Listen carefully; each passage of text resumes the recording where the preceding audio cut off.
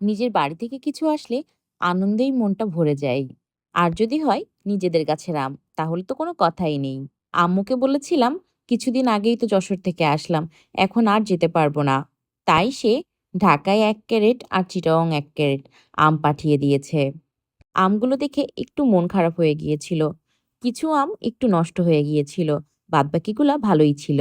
আমাদের গাছের এই হিমসাগর আমগুলা আমার এত বেশি পছন্দ, বলার মতো না। আম্মু আমগুলো পাঠিয়ে বলেছিল, তুমি আসতে পারবে না তো কি হয়েছে, আমি আমগুলাকে তোমার জন্য পাঠিয়ে দিচ্ছি। আমি যেখানেই থাকি প্রতি বছর আমার জন্য ঠিকই আম পাঠিয়ে দেয়। আমার আম্মু ভুলে গেলেও আমার দুলাভাই কিন্তু ভোলে না।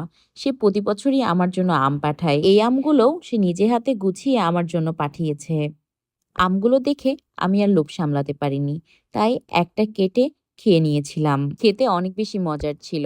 মেন কথা হলো, বাবা-মা ভালোবেসে দূর থেকে যাই পাঠাক, খাওয়ার থেকে দেখতেই বেশি শান্তি লাগে।